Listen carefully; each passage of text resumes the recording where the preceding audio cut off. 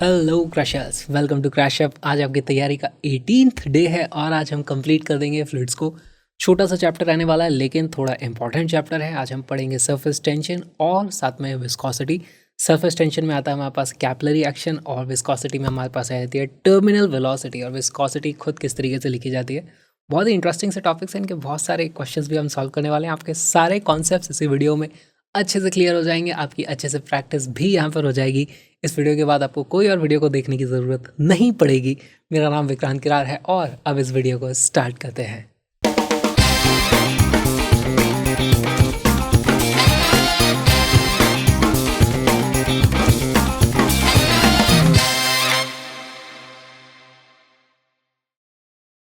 Surface tension.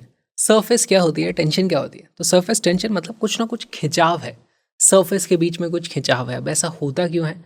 अच्छा, पहली बात तो अगर हम सरफेस किसे बोलते हैं तो जो किनारे के, अगर मान लो हमारे पास ये लिक्विड की इस तरीके से क्यूब है तो किनारे वाले मॉलिक्यूल्स को हम बोलते हैं भाई ये हमारे पास सरफेस के मॉलिक्यूल्स हैं। तो बीच वाले मॉलिक्यूल्स को क्या बोलते हैं? उसको हम बोलते हैं ये हमारे बल्क वाले मॉलिक्यूल्स हैं, है ना। सरफेस वाले मॉलिक्यूल्स कुछ अलग होते हैं बल्क वाले मॉलिक्यूल्स। ऐसा क्यों होता है? मान लो अगर मैं किसी बल्क मॉलिक्यूल की बात करूं जो यहाँ बीच में कहीं पर है, ठीक है, ये है हमारा बल्क वाला मॉलिक्यूल। इसके ऊपर क्या होगा तो देखो हमारे पास जितने भी ये पार्टिकल्स होते हैं सबके सब मॉलिक्यूल आपस में अट्रैक्ट करते हैं एक दूसरे को। अगर ये आपस में अट्रैक्ट नहीं कर रहे होते तो साथ में क्यों रहते? इधर जाता है इधर जाता है इधर जाता है इधर जाता है, फिर गैस बन जाती है हमारे पास। ये सारे के सारे एक दूसरे को अट्रैक्ट करते हैं।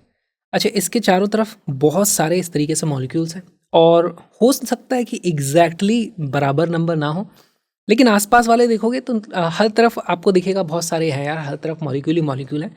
तो उसके ऊपर चारों तरफ जो अट्रैक्शन का फोर्स लगता है, इस तरीके से अट्रैक्शन के इसके पास फोर्सेस लगते रहते हैं और हर दिशा में फोर्सेस बराबर होते हैं। ये होता है इक्विलिब्रियम पे। ऑल राइट, इसको कहीं और जाने की ऐसे चाह नहीं होगी ना, ये नहीं चाहेगा कि यहाँ चले जाऊँ क्योंकि यहाँ पे भी हर तरफ फोर्स लग रहा था अट्रैक्शन का, यहाँ वाले को भी हर तरफ फोर्स लग रहा है अट्रैक्शन का, तो वहाँ जाने का कोई सेंस नहीं बनता। लेकिन अगर मैं सरफेस वाले मॉलिक्यूल्स की बात करूँ, जैसे इस कोने वाले मॉलिक्यूल को मैंने पकड़ लिया, अब देखो इसके इधर भी मॉलिक्यूल है, इधर भी मॉलिक्यूल है, इधर भी मॉलिक्यूल है, बाकी साइड में तो मॉलिक्यूल्स ही नहीं है। अगर इसके लिए मैं फोर्सेस की बात करूँ तो इस पर एक फोर्स इधर लग रहा होगा, एक इधर लग रहा होगा, एक इधर लग रहा होगा, इस तरीके से फोर्सेस लग रहे होंगे। तो अब ये चाहता है कि यार मैं अंदर की तरफ आ जाऊँ, तो ये अंदर आने की कोशिश करेगा और यही होता है सरफेस टेंशन। सरफेस इस तरीके से रहना नहीं चाहेगी, वो चाहेगा ये वाला अंदर आ जाए, तो इवेंचुअली फिर ये इस तरीके से कर्व्ड हो जाती है। और हमारे पास यहाँ पर इस तरीके से मान लो अब ये रीअरेंज होकर के सारे इस तरीके से बन गए, है ना, ये सारे के सारे रीअरेंज होकर ऐसे आ गए। अब बोलोगे क्या अब इसके फोर्सेस बैलेंस हो गए हैं? नहीं, फोर्सेस अभी भी इसके बैलेंस नहीं हुए। कैसे नहीं हुए? अब मान लो मैंने इस वाले मॉलिक्यूल की बात कर लेता हूँ, इसका मैं यहाँ पर डायग्राम बना रहा हूँ। पहले तो मैं जिसका डायग्राम बना है वो वाला दिखा दूँ। ये इसका डायग्राम था, ये इस वाले का डायग्राम हम यहाँ बना रहे हैं। इसके ऊपर देखो, ये बोलेगा कि भाई मेरे इधर सारे मॉलिक्यूल ही मॉलिक्यूल भरे हुए थे पूरे में, तो ये सब मुझे आपस में खींच रहे होंगे। कोहेसिव फोर्स बोलते हैं इसको। तो इस पे इधर भी फोर्स लग रहा होगा, इधर भी फोर्स लग रहा होगा, इधर भी फोर्स लग रहा होगा, इधर भी फोर्स लग रहा होगा, इधर भी फोर्स लग रहा होगा। तो कहाँ ये इक्विलिब्रियम में? ये भी नहीं है इक्विलिब्रियम में। तो ये भी चाहता है इन सभी का आप नेट इक्विवेलेंट निकाल लो, तो ये दोनों तो कैंसिल आउट हो गए।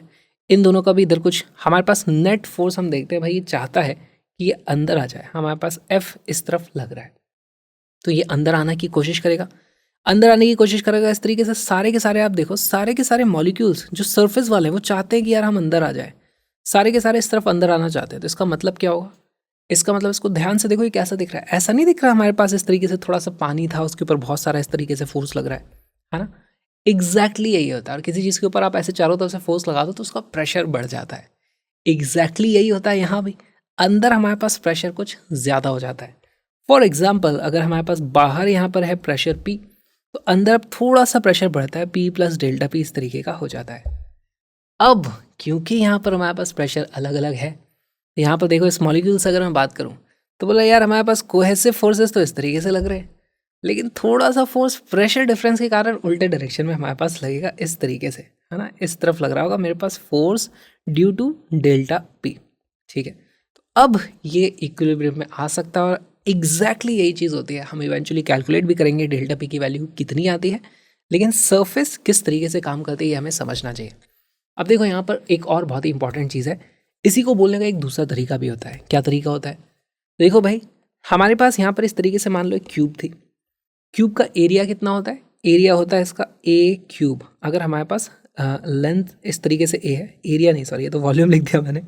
इसका एरिया जो हो जाता है, एरिया की वैल्यू आ जाती है हमारे पास, ये आ जाएगा 6 टाइम्स ए स्क्वायर इस तरीके से। फिर यही जो वॉल्यूम है, ये जब हमारे पास इस तरीके से एक स्फेरिकल शेप ले लेता है, तो हम देखते हैं कि इसका जो सरफेस एरिया है वो थोड़ा रिड्यूस हो जाता है ना। यहाँ से हम आते हैं, हमारे पास रेडियस आर के बराबर है, तो हम क्या देखेंगे, पहली बात तो इसका वॉल्यूम सेम रहता है ना। नंबर ऑफ मॉलिक्यूल्स तो उतने ही है, वॉल्यूम सेम रहता है। तो मैं लिख सकता हूँ भाई, हमारे पास जो वॉल्यूम था वो सेम रहता है, इसको लिख देते हैं वॉल्यूम रिमेन्स सेम। कैसे हो जाएगा, इधर था वॉल्यूम ए क्यूब, दूसरी तरफ हमारे पास वॉल्यूम है let's say 4/3 pi are cube. ठीक, इस तरीके से दोनों वॉल्यूम सेम रहते हैं। लेकिन अब आप इसके हिसाब से एरिया चेक करोगे, तो पहले मेरे पास एरिया कितना था, 6a स्क्वायर। अब मेरे पास एरिया कितना आ जाएगा, अब मेरे पास एरिया आ जाता है 4 पाई आर स्क्वायर। और यहाँ पे आप देखोगे कि हमारे पास एरिया कम हो चुका है। तो सरफेस टेंशन को इस तरीके से बोल दिया जाता है कि सरफेस अपने आप में इस तरीके से फोर्सेस लगाती है। सरफेस टेंशन कुछ इस तरीके से काम करती है कि भाई वो अपना एरिया मिनिमाइज करने की कोशिश करती है। और किसी भी गिवन वॉल्यूम पर जो मिनिमम एरिया आता है वो एक स्फीयर में आता है, इसलिए सरफेस चाहती है कि वो एक स्फीयर बन जाए इस तरीके से, परफेक्ट स्फीयर। इसलिए हम पानी की जब बूंदें देखते हैं हवा में, है ना, तो वो अपने आप को ऐसे क्यूब बना के नहीं रखते, ऐसे कोई अजीब सा ट्रायंगुलर टेट्राहेड्रल बना के नहीं रखती वो। ठीक है, सारे के सारे मॉलिक्यूल इकट्ठे हो जाते हैं, हमारे पास गोल पानी की बूंद इस तरीके से बन जाती है। Surface tension tries to minimise the surface area, इसको भी हम लिख सकते हैं। और अब देखते हैं सरफेस टेंशन को नापा किस तरीके से जाता है।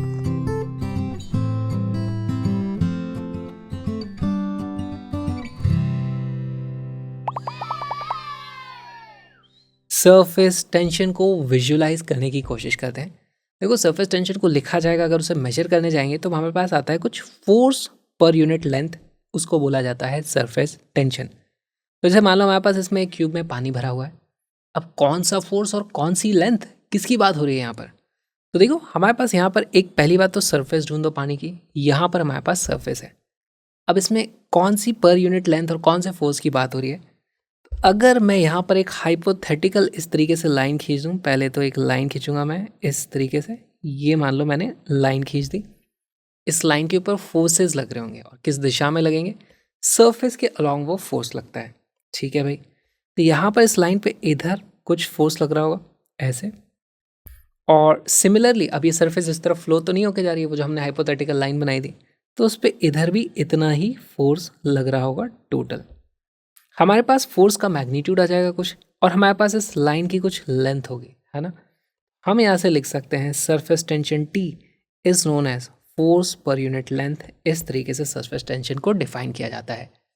या फिर एक्चुअली हमें कई बार कैलकुलेशन करनी होती है फोर्स की, तो हम क्या करते हैं, हम लिख देते हैं भाई फोर्स की जो वैल्यू आएगी, force will be equal to surface tension T times L। और यहाँ पे जो सरफेस टेंशन T होती है ये उस लिक्विड की प्रॉपर्टी होती है, एक कांस्टेंट होता है ये। ठीक, अब देखो हमारे पास यहाँ पर मान लो इस तरीके से एक वायर का स्क्वायर बना हुआ है, और उसको मैंने बबल वाले पानी में डुबो करके इस तरीके से निकाल दिया। तो यहाँ पर हम देखते हैं इस तरीके से एक थिन फिल्म बन जाती है, बेसिकली हमारे पास सरफेस बन जाती है। ठीक है, तो वो सरफेस क्या चाहेगी कि यार सरफेस एरिया कम करो, वो इसको इधर खींचने की कोशिश करेगी, इसको इधर खींचने की कोशिश करेगी, इसको इधर खींचने की कोशिश करेगी, इसको इधर खींचने की कोशिश करेगी। हम जानना चाहते हैं, लेट से मेरे पास ये वाली एक लेंथ है इस तरीके से, जो वायर है ना, ये है लेंथ L, और इसके ऊपर कितना फोर्स लग रहा है ये मैं जानना चाहता हूँ। देखो, अब मैं इसी का क्रॉस सेक्शन अगर मैं जूम इन करके आपको बनाऊं, तो यहाँ पे कुछ ऐसा क्रॉस सेक्शन हमें देखने को मिलता है। ये हमारा वायर है, और इसके ऊपर कुछ इस तरीके से मॉलिक्यूल होंगे पानी के। यहाँ पे भी बहुत सारे मॉलिक्यूल हैं, लेकिन ये बल्क वाले मॉलिक्यूल हो गए, हमें सरफेस वाले मॉलिक्यूल देखने हैं। अब यहाँ पे कुछ अजीब सा होता है ना, ये मॉलिक्यूल आपस में किस तरीके से फोर्स लगाते हैं, क्योंकि ये दोनों अलग अलग मटेरियल हैं। ये हमारा स्टील का हो गया मान लो, ये हमारा पानी है, इनके बीच के इंटरेक्शन मुझे नहीं पता कैसे काम करेंगे। सिमिलरली सेम चीज़ यहाँ हो रही होती है, यहाँ भी हो रही होती है। तो इस जगह पे अगर आप देखोगे तो थोड़ा डिफिकल्ट हो जाएगा विजुलाइज करना। लेकिन एक काम करूँ मैं कि यहाँ पर देखूँ, तो यहाँ पर हमारे पास ये सरफेस होती है, और इस सरफेस की एक जो लेंथ होगी, लेंथ वो इतनी ही लंबी होगी इस तरीके से। तो इसके ऊपर कुछ इस दिशा में फोर्स लग रहा होगा। तो यहाँ पर देखो मैं ऐसे लिखूंगा, कि भाई हमारे पास इस सरफेस पे फोर्स लग रहा होगा ऐसे, और ये जो फोर्स लगेगा इसकी वैल्यू हो जाएगी क्या होगी, surface tension T times length L। और एक और इंटरेस्टिंग चीज़, यहाँ पर एक्चुअली वो दिखती है हमें पतली सी फिल्म है, लेकिन आप उसको जूम इन जब करके देखोगे तो हमारे पास एक्चुअली बीच में कुछ पानी होता है, ऊपर एक सरफेस होती है, नीचे एक सरफेस होती है। हमेशा कितनी भी थिन आपके पास फिल्म हो उसको हमेशा ऐसे ही देखना, हमारे पास ऊपर एक सरफेस होगी, नीचे भी एक सरफेस होगी। तो जो नीचे वाली सरफेस होगी वो कुछ अलग थोड़ी ना है, वहाँ भी इस तरीके से फोर्स लग रहा होगा जो होगा सरफेस टेंशन टाइम L। तो भाई मैं बोल सकता हूँ हमारे पास ये जो रॉड थी इसके ऊपर एक फोर्स ऐसे लग रहा था, दूसरा फोर्स भी ऐसे लग रहा था, है ना, ये दोनों फोर्सेस लग रहे हैं। हम बोल सकते हैं भाई इसके ऊपर जो F नेट लग रहा होगा वो हो जाएगा 2 times surface tension time L। तो बहुत सारी बात तो सरफेस टेंशन में हमें ये समझना होता है कौन सी लाइन को कंसिडर किया है। और आधी गलतियाँ कहाँ हो जाती हैं, हम समझ लेते हैं ये तो थिन फिल्म थी, एक ही सरफेस है। नहीं भाई, थिन फिल्म है यानी कि हमारे पास दो सरफेसेस हैं, एक ऊपर एक इस तरीके से नीचे, और इस तरीके से फोर्सेस लगते हैं। अब इस पे बेस्ड और कॉन्सेप्चुअल चीज़ें देखते हैं किस तरीके से बबल काम करता है, ड्रॉप काम करती है। आगे चलते हैं।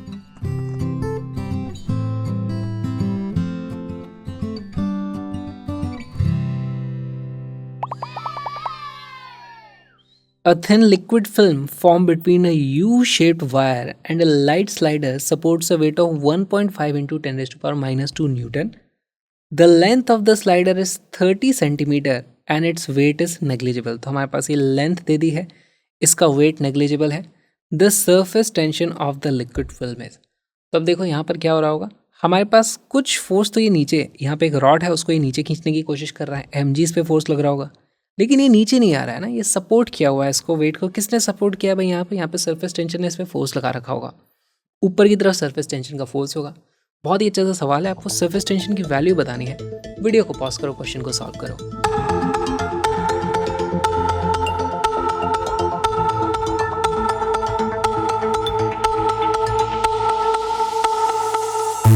इसका करेक्ट आंसर है डी। सॉल्व करते हैं कैसे, देखो यहाँ पे फिर से मैं एक डायग्राम आपको दिखाना चाहूँगा। ये जो हमारे पास रॉड है, इस तरीके का स्लाइडर है या वायर है, आपको जो भी बोलना है, इसी का क्रॉस सेक्शन देखोगे तो आपको ऐसा दिखाई देगा। यहाँ पर हमारे पास एक सरफेस इस तरफ है और दूसरी सरफेस पीछे की तरफ होगी। दोनों सरफेसेस के कारण हमारे पास यहाँ पर जो लेंथ L है इस तरीके से उस पर फोर्स लगेगा। यहाँ पर हमारे पास फोर्स लगा हुआ होगा इस तरीके से F, यहाँ पर भी हमारे साथ फोर्स लग रहा होगा इस तरीके से F। दोनों ही F की जो वैल्यू होगी वो होगी surface tension times length L, जहाँ पर हमारे पास जो लेंथ L है वो इस तरीके से ये है। अब देखो हमारे पास फोर्स बैलेंस करना है तो हमें करना होगा mg is equal to 2 times surface tension times L, है ना, 2F के बराबर है। और यहाँ से हमारे पास आ जाता है mg की वैल्यू दी है 1.5 into 10 raise to power minus 2 newton is equal to 2 times surface tension मुझे पता करनी है। लेंथ कितनी दी हुई है मुझे 30 सेंटीमीटर। SI यूनिट में आऊँगा तो मेरे पास वैल्यू कितनी हो जाएगी 0.3, इस तरीके से 0.3 से 1.5 कितनी बार कट जाता है 5 टाइम्स, और हमारे पास सरफेस टेंशन की जो वैल्यू जाती है वो हो जाती है 2.5 into 10 raise to power minus 2। और यहाँ पर हमारे पास इसकी यूनिट भी आ जाती है। सरफेस टेंशन क्या होता है, फोर्स पर यूनिट लेंथ, तो ये आने वाला है हमारे पास क्या, newton per metre. D becomes our correct answer.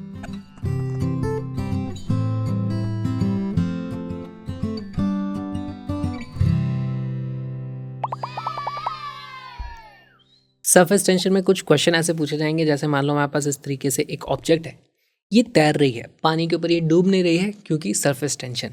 तो ऐसे एग्जांपल क्या होते हैं, आपने देखा होगा पानी की सरफेस पे मच्छर तैर रहा होता है।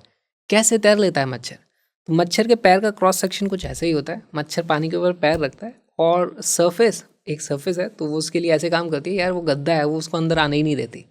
एक्चुअली में क्या हो रहा होता है, मान लो हमारे पास इस तरीके से कोई ऑब्जेक्ट है, इसके ऊपर फोर्सेस क्या लग रहे होंगे भाई, इसके ऊपर नीचे की तरफ फोर्स लग रहा होगा इस तरीके से mg, ठीक। अगर ये नीचे नहीं आ रहा है यानी कि इसके ऊपर फोर्सेस सारे बराबर हैं। अब यहाँ पर देखो इसके ऊपर फोर्सेस दूसरा कौन सा लग रहा होगा, एक लग रहा होगा इसके ऊपर बॉयंट फोर्स लग रहा होगा, ठीक है, तो उसको भी बना देते हैं यहाँ पर भाई। हमारे पास ये बन गया F बॉयंट, लेकिन साथ में इसमें एक सरफेस टेंशन का भी फोर्स लग रहा होगा। किस तरीके से लगेगा सरफेस टेंशन का फोर्स, इसको विजुलाइज करने की कोशिश करो। हमारे पास यहाँ पर इस तरीके से एक लेंथ है जो पूरी की पूरी इसके चारों तरफ है, और सरफेस उसको ऊपर यहाँ पर इस तरीके से फोर्स लगाएगी ऐसे, है है ना। यहाँ पे पानी इस तरीके से 3 डायमेंशनल में आप इसको फील करने की कोशिश करो। जैसे यहाँ पर एक सर्फेस है, सर्फेस इसको ऊपर की तरफ खींच रही होगी। सर्फेस में तो आपस में ऐसे फोर्सेस लगते हैं, यहाँ पे सर्फेस इस तरीके से बेंड हो जाती है और हमारे पास सर्फेस ऊपर की तरफ टेंशन का फोर्स लगता है इस तरीके से, ऐसे। और वो पूरे में इस तरीके से लग रहा होगा, पूरे 3 डायमेंशन में इस तरीके से फोर्स लग रहा होगा, ठीक है। सरफेस टेंशन का फोर्स कितना हो जाएगा? सरफेस टेंशन का फोर्स होता है, देखो हमारे पास एफ सरफेस टेंशन है ना, एफ सरफेस टेंशन, उसकी वैल्यू हो जाती है सरफेस टेंशन जो कि कांस्टेंट है मल्टीप्लाइड बाय लेंथ। इस केस में वो लेंथ कितनी है? वो है हमारे पास 2 पाई आर, 2 पाई आर इस तरीके से मैं लिख सकता हूँ। और अगर मुझे कोई फोर्सेस बैलेंस करने के लिए बोलेगा तो मैं क्या बोलूँगा भाई, M G is equal to force buoyant plus T into 2 pi R. इस तरीके का क्वेश्चन आपसे पूछा जा सकता है। सेम चीज़ अब देखो मेरे लिए ज्योमेट्री यहाँ पर बदल दी गई है, ठीक है। तो यहाँ पर हमारे पास कुछ इस तरीके से आप अब विजुलाइज करने की इसको कोशिश करो। सरफेस टेंशन किस सरफेस के अलोंग लग रही है? तो हमारे पास ये कुछ लेंथ है, यहाँ पर सब जगह ऊपर की तरफ फोर्स लग रहा होगा। सरफेस टेंशन अगर मैं ड्रॉ करूँ तो इस तरीके से, है ना, यहाँ पर सभी जगह इस तरीके से हमारे पास फोर्सेस लग रहे होंगे। ऑलराइट, यहाँ पर अब मैं अब की बात सिर्फ सरफेस टेंशन के फोर्स को लिखता हूँ। Force due to surface tension, उसको मैं क्या लिख सकता हूँ? वो होता है, देखो भाई, हमारे पास सरफेस टेंशन का कांस्टेंट मल्टीप्लाइड बाय लेंथ। अब लेंथ कैसे लिखी जाएगी? तो देखो ये है मेरे पास रेडियस आर, ये भी है मेरे पास रेडियस आर, सिमिलरली पीछे भी होगा एक रेडियस आर और यहाँ पे भी होगा एक रेडियस आर। तो 4 टाइम्स तो मेरे पास आर हो गया, 4 टाइम्स आर हो जाएगा। और फिर हमें मान लो यहाँ पर लेंथ दी हुई है कि भाई ये जो सिलेंडर था उसकी लेंथ थी एल, तो एक लेंथ यहाँ जा रही है, दूसरी लेंथ यहाँ जा रही है, तो इसमें हो जाएगा हमारे पास प्लस 2L। इस तरीके से हम सरफेस टेंशन का फोर्स लिख सकते हैं। फिर आप इसको mg और हमारे पास जो बॉयंट फोर्स लगता है उससे अगर इक्वेट करना चाहो तो इक्वेट करके उससे आप आंसर निकाल सकते हो। खास बात क्या है, हमें दिखाई देना चाहिए भैया कौन सा हिस्सा है जो इस तरीके से डूबा हुआ है, उसमें सरफेस इस तरीके से फोर्स लगा रही होगी और वही हमारा आंसर बन जाता है सरफेस टेंशन का।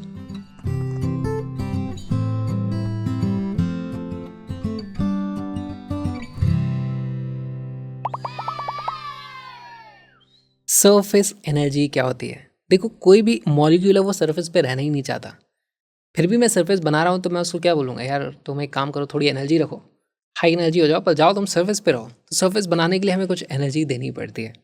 ऑलराइट, तो अब देखो मान लो मेरे पास यहाँ पर इस तरीके से सरफेस बनाई है मैंने, तो इनिशियली लेट से इसको बनाया कैसा होगा, यहाँ पर एक लेंथ एल होगी, मान लो ये वाली लेंथ भी यहाँ पर ही चिपकी हुई थी इस तरीके से।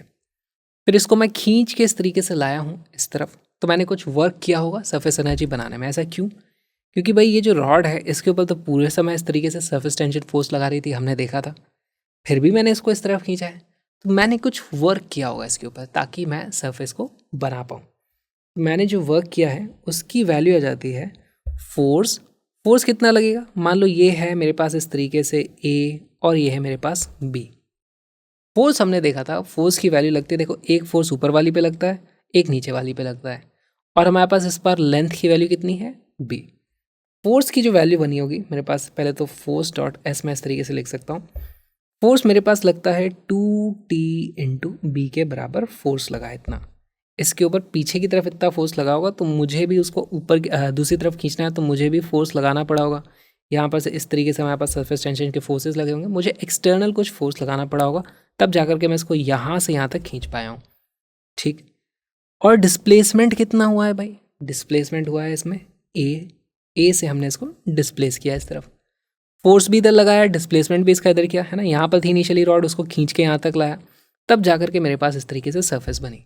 तो हमने सरफेस बनाने के लिए कुछ वर्क कर दिया, तो हम बोलेंगे भाई वो सरफेस बनाने में जो वर्क किया है वही सरफेस की एनर्जी बन गई है। यहाँ पर हमारे पास इसकी वैल्यू आ जाती है, this is equal to 2 times TAB। क्या कोई बता सकता है ए बी क्या चीज़ है? ए बी की वैल्यू आ जाती है हमारे पास एरिया, ठीक है। क्या मैं यहाँ पे बोल सकता हूँ कि वर्क डन या फिर सरफेस एनर्जी की वैल्यू आ जाती है 2 टाइम्स T इंटू एरिया? और यहीं गलती हो जाएगी, क्यों? क्योंकि यहाँ जो सरफेसेस बनी है ये 2 सरफेसेस बनी है, एक ऊपर बनी होगी, सेम नीचे बनी होगी। तो हमारे पास ये जो आया है, this is energy stored in 2 surfaces of area A B, ठीक है, एक ऊपर वाली है ए बी, एक नीचे वाली है ए बी। ये दो सर्फेसेस को बनाने के लिए मुझे इतनी एनर्जी देनी पड़ती है, टी डॉट ए बी है। तो यहाँ से मैं बोल सकता हूँ भाई surface energy per unit area, surface energy per unit area, ये जो वैल्यू आ जाती है वो मेरे पास आ जाता है 2 into T into A B divided by हमारे पास एरिया कितना बना था 2AB। इस तरीके से ये कट जाता है और इसकी वैल्यू आ जाती है हमारे पास सीधे सीधे। तो surface energy per unit area खुद सरफेस टेंशन के बराबर आ गया। तो अब मुझसे कोई पूछ ले भाई एक काम बात बताओ, इस सरफेस को बनाने में सरफेस एनर्जी कितनी लगी होगी, तो यहाँ से सीधे सीधे मेरे पास फॉर्मूला जाता है भाई surface energy per unit area T के बराबर थी। अगर मेरे पास कुछ एरिया है ए, उसको बनाने के लिए जो सरफेस एनर्जी लगी होगी वो सीधे सीधे आ जाती है टी टाइम्स एरिया। ऑलराइट, ये एनर्जी है, ये सब कुछ स्केलर है, यहाँ पे कुछ भी वेक्टर हमारे पास नहीं है, तो डॉट प्रोडक्ट नहीं है, इसको सीधे सीधे मल्टीप्लाई करके बस हमने लिख दिया है। और इस पे बेस्ड बहुत सारे क्वेश्चंस पूछे जाते हैं। अब क्वेश्चंस किस तरीके के पूछे जाते हैं, पहले तो यही पूछ लिया जाएगा सीधे सीधे बताओ इस सरफेस की एनर्जी कितनी है, स्ट्रेट फॉरवर्ड फॉर्मूला लगाओ पता कर लो। कई बार ऐसा होता है कि हमारे पास सरफेस को चेंज कर दिया जाता है, जैसे मैंने बोल दिया कि भाई इसकी यहाँ पर डायमेंशन ए था, मैंने इसको खींच के इस तरफ बड़ा कर दिया, इसको 2A कर दिया, तो बेसिकली मैंने सरफेस के एरिया में कुछ चेंज किया है, उसके लिए मेरी कुछ सरफेस एनर्जी चेंज हो जाएगी। तो यहाँ पर मैं लिख सकता हूँ भाई change in surface energy will be equal to T, तो सरफेस टेंशन है, ये तो उस लिक्विड की कांस्टेंट रहती है, ये खुद तो चेंज होती नहीं है, तो इसकी वैल्यू आ जाती है टी टाइम्स डेल्टा ए। इस तरीके के क्वेश्चन भी बहुत बार पूछे जाते हैं। अच्छा, यहाँ से हमें एक और चीज़ पता चल जाती है, अगर मुझे किसी लिक्विड की सरफेस टेंशन पता करनी है तो मैं क्या उसे लिख सकता हूँ, tension is equal to surface energy per unit area. और यही हमारी सरफेस टेंशन किस चीज़ के और बराबर थी, वो थी हमारा फोर्स पर यूनिट लेंथ। बस सरफेस टेंशन इतना ही है, इतने से हम देखो अब सारी चीज़ें करने वाले हैं।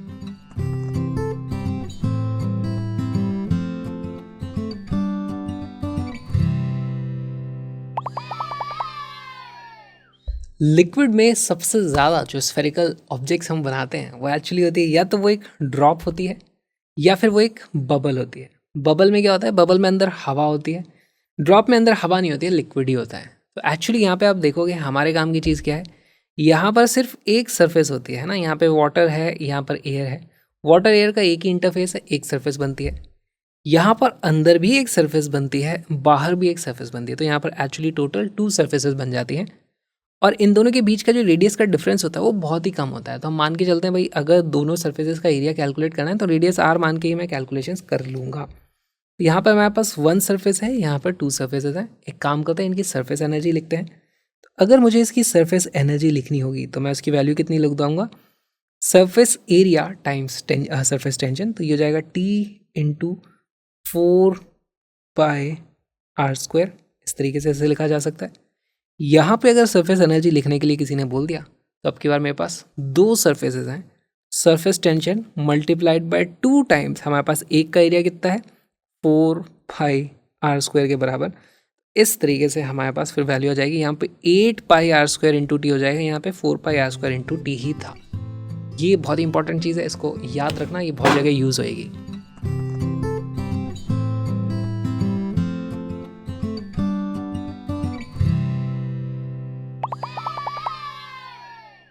Work done in increasing the size of a sieve bubble from radius of 3 cm to 5 cm is nearly।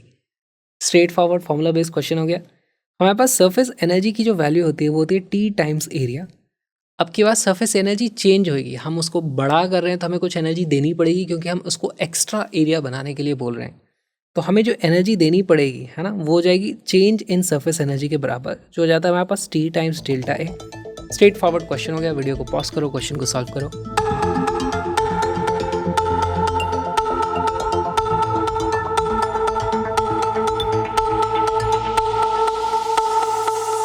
इसका करेक्ट आंसर है सी। सॉल्व करते हैं।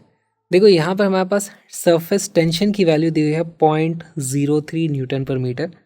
चेंज इन एरिया कितना हो जाता है, देखो हमारे पास एरिया होता है 4πr², तो यहाँ पे कर दूंगा 4πr² माइनस r1 का स्क्वायर है ना, r2 का स्क्वायर माइनस r1 का स्क्वायर, इस तरीके से मुझे करना पड़ेगा। साथ में मैं इसको मल्टीप्लाई करूँगा 2 से। क्यों मल्टीप्लाई किया 2 से? क्योंकि ये एक बबल है, बबल में 2 सर्फेसेस होती हैं, क्योंकि हमारे पास 2 सर्फेसेस होती हैं। ठीक, तो अब बस यहाँ पे वैल्यूज़ रख के इसका आंसर निकालना है। इसकी वैल्यू हो जाती है 0.03 मल्टीप्लाइड बाय, अच्छा 2 को मल्टीप्लाई कर देते हैं तो हो जाता है 0.06 multiplied by 4 pi into R2 square minus R1 का स्क्वायर। R2 की वैल्यू है 5 का स्क्वायर माइनस R1 स्क्वायर यानी 3 का स्क्वायर, और ये क्योंकि सेंटीमीटर के स्क्वायर हैं तो इंटू 10⁻⁻⁴ भी हमारे पास आ जाएगा। और राइट, इसकी वैल्यू आ जाती है, देखो मैं इसको लिख दूंगा 0.06 इंटू 4 कितना हो जाता है, जाएगा 0.24 पाई, 5 का स्क्वायर होता है 25 माइनस 9 हो जाता है हमारे पास 16, इस तरीके से इंटू 10⁻⁻⁴ इतने जूल आने वाला है। अब 16 इंटू, अच्छा देखो मेरे पास जितने भी ऑप्शन है उनमें सब में पाई है और मिली जूल है। मिली जूल क्या होता है 10⁻⁻3, तो इसको मैं कर दूंगा 0.24 इंटू 1.6, इतने पाई मिली जूल हमारे पास आंसर आने वाला है। 0.24 इंटू 1.6 आप करोगे तो ये अप्रॉक्सीमेटली आ जाता है 0.384 pi millijoule, which is option C. यहाँ पे क्लोजेस्ट दिखाई दे रहा है, C will be our correct answer. इस वीडियो को आप पूरा देखने के लिए आ जाओ क्रैशअप लर्निंग ऐप पे, जहाँ पे स्ट्रक्चर्ड तरीके से आपको पूरा का पूरा कंटेंट मिल जाएगा 11th का 12th का, all the PDFs, all the additional exercises, जिसमें सारे के सारे PYQs की भी कवरेज हो जाती है। तो link is in the description, उसको ज़रूर देखना।